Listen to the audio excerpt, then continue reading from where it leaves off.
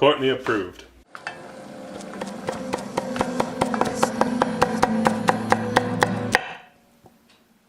Hi, I'm Phil. Welcome to Pretty Good Cooking.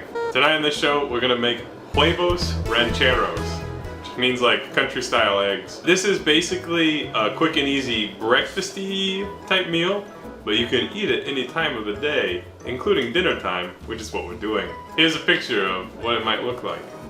Maybe, who can say? I love egg tacos. I love tacos in all its form.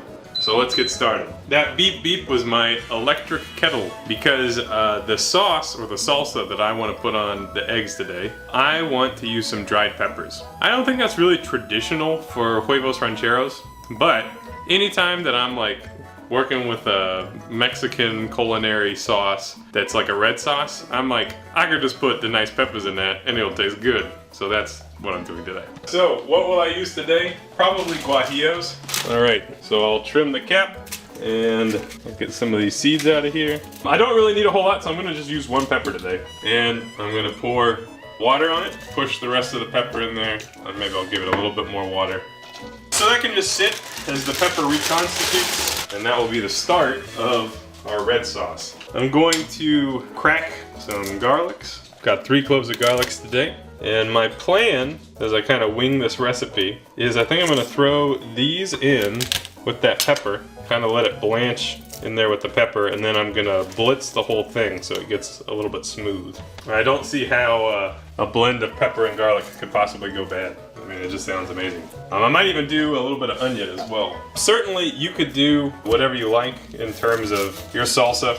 Store-bought is fine, but since this is a cooking show and there's really not that much effort in, you know, cooking eggs and putting them on a tortilla, I figured I'd put a little bit more effort into this particular part of the recipe. So this is half an onion, and you can find all the letters of the word onion in the phrase. I gotta step up. I gotta branch out there. So like, oven safe ice cream over igloo. No, I've used igloos. Over imperial noodles. Okay, so I'm going to just chop this onion a bit, and I'm gonna also pop that in with my soaking pepper.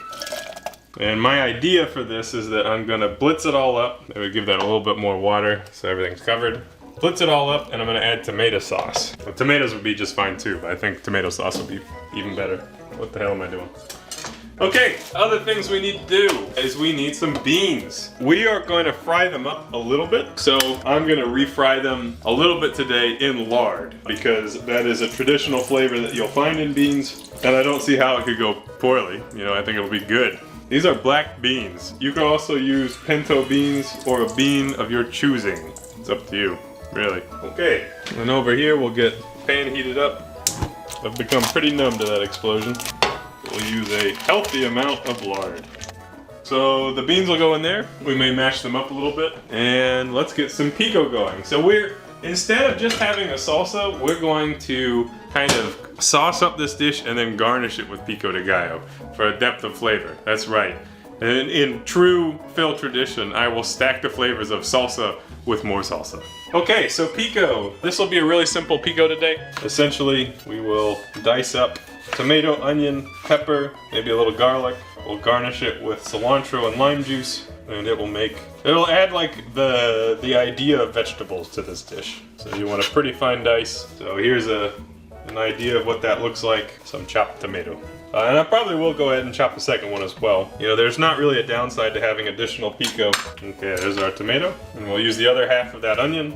I've only got one acronym for you today. You should consider yourself blessed. I don't always do that these days, so, you know, take the meme, don't ask for another. You can see this is a much finer dice than what I did for the sauce. This is a pretty big jalapeno pepper, so I probably will only use half of it. And this is so that John can enjoy it. But the flip side is that these larger jalapenos tend to be not that spicy. We'll err on the side of mild today for our, you know, universal taste, but you can make your pico to your personal taste. If you have personal taste, you know, and not everybody does, right? The lard is hot, which means, of course, when I throw the beans in there, it'll probably have a little bit of fireworks. There's really no reason for the pan to be as hot as it was, so my bad. But basically, we'll just fry these beans up in here, and we might mash them up as well. And then we can season them, but you know, there's no hurry. Okay, so we've got the base. If you want, you can add some garlic. I'm feeling a little bit lazy, so I'm probably gonna skip that. And it's not like we will be missing garlic from the overall dish. I'm adding some lime juice now. I have some really shitty limes right now. They're shameful. I bought a whole 2-pound bag of limes. Limes from a bag tend to be smaller, and I have no idea why. That's just the way it is. Some things will never change. I'm salting the beans a little bit. Just getting that initial seasoning. We'll put in some pepper. Hey, audience, do you know why limes in a bag be smaller? I mean, I'm not talking about key limes. I'm talking about regular limes. Why are they smaller, though? We can season that up later. Or we can do it now. We might as well. But I personally like a little bit of cumin and some oregano, and that should be just fine for these beans. You can add chili powder, you could add chili flakes. Actually, I think a little dash of these green chili flakes from Flatiron would be quite nice in it. But remember, you don't want to make anything too spicy. All right, season our pico, some salt, some pepper. I'll probably need to put another lime in there, and then I'll add some cilantro. Finely chopped. I think I'll just go ahead and preemptively add another lime. The beans, by the way, have already completely dried up. So here we can mash them up a little bit. When they're hot, such as this, you can actually kind of just mash them with a spatula, and it's fine. Now it's ground beef. No, it's not. Nice try though. Essentially from here, we can just turn it off. You know, we can reheat it when we're closer if we need to. But those beans are good to go. One more lime. This time I'll use the juicer, which even when, you know, you're using a manual tool, it doesn't help with shitty limes because they just don't have too much in them. And I'll show you my actually, let's hit it with a little bit of garlic. Let's be lazy and just use garlic powder. It's totally fine. All right, now check out this pro maneuver. Instead of using a manual tool to mix this up, you can just pop a lid on it and just shake that baby. And boom, good to go. Nice pico. Good. Let's taste the bean. Very nice. Okay, onwards and upwards. Get a little pot and let's blitz our sauce. You can see I soaked the pepper just straight in to my blitzing bowl, which is just a cup, but it came with this thing, so that's its intentional purpose. Okay, now if you're feeling extra super duper sweaty, you could strain this. But this, in my opinion, should not be a sweaty dish. You know, you're making tacos, you know, you should enjoy it. So we'll take that blend and go ahead and put it in a pot. See, it's nice and thick. And to this, we will add some tomato sauce. Just going on the back burner. And certainly, you know, if you got extra tomatoes, particularly junky tomatoes, they're great for sauce. You could just blend them up the same way. We'll just use tomato sauce today. Tomato paste would be okay too. You just need to water it down to the consistency of your choosing. I'll give that a mix and a quick taste. It's not balanced at all, but it should taste better when we cook it a bit. And a very important ingredient, which is kind of like, you probably should do this. Shit, I think I might not have it. You need to have put chicken powder or a chicken bouillon into your sauce. I think that's a kind of a signature flavor for Huevos Rancheros. We might have BTB. Yeah, I got BTB. The day is saved. We still get our chicken flavor. Nor would be more authentic, the cheaper stuff. But BTB will be just fine. We'll put a big fat spoon of that in there. And we may add similar seasonings. You know, a bit of cumin would be nice.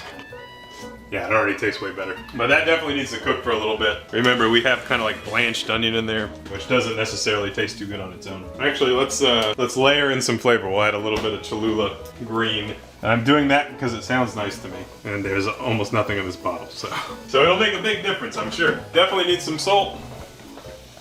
And we'll just let that cook down. Very nice. It definitely has kind of the flavor profile of the, you know, watery Mexican-American restaurant where you're just like pounding basket after basket of chips. Kind of similar. But the dried chili gives it a little bit more dimension, which of course is good. Okay, we can work on garnishes. So something you'll commonly see will be pickled onion. This onion is not that pickled. I just made it a couple hours ago, but it'll do. We may go the food blogger route with some sliced radishes. Not the freshest radishes, but nobody has to know that I just told you that. Ooh, that looks bad. Okay, I'm gonna have 2 radishes as a garnish. The ones that don't look bad. Another lime. This is probably the shittiest one yet. I could have just told you that this lime is fine. Maybe you would have believed me. Probably not. I don't know. Some more cilantro, of course. And I am kind of like trying to prep things ahead of time because the end thing, you know, you'll want everything to be good to go when you assemble. And last but certainly not least would be an avocado, which you in fact do not need to wash. I was just washing my hands while holding an avocado. Right, John? Mm-hmm. And the avocado, you can eat it on top of your tacos, of course, or just sliced as a side.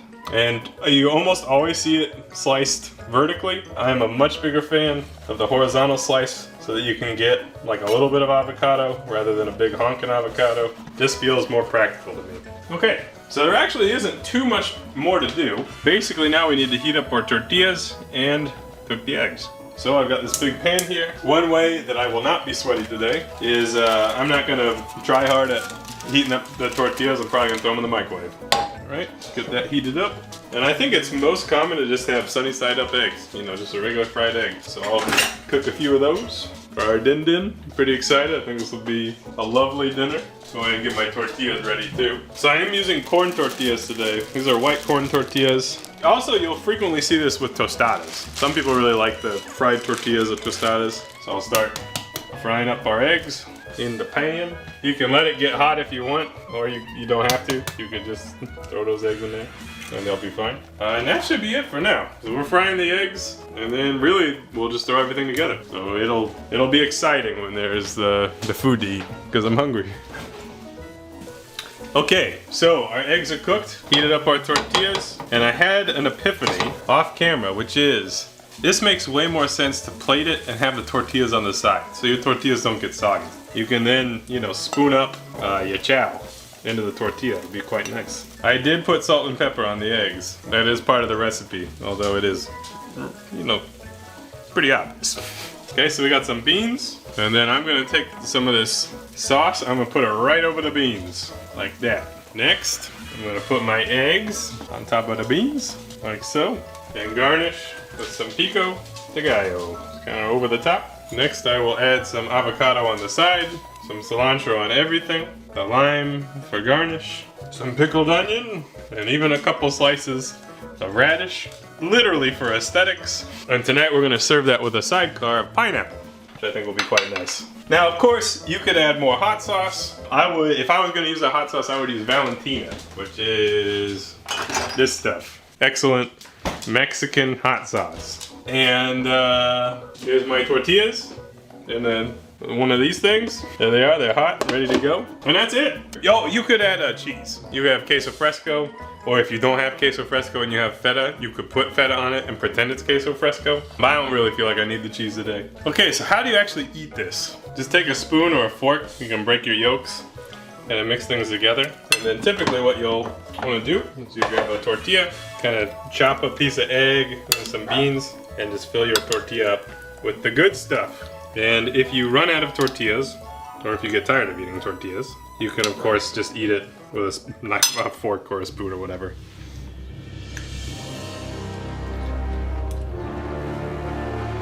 It's quite good.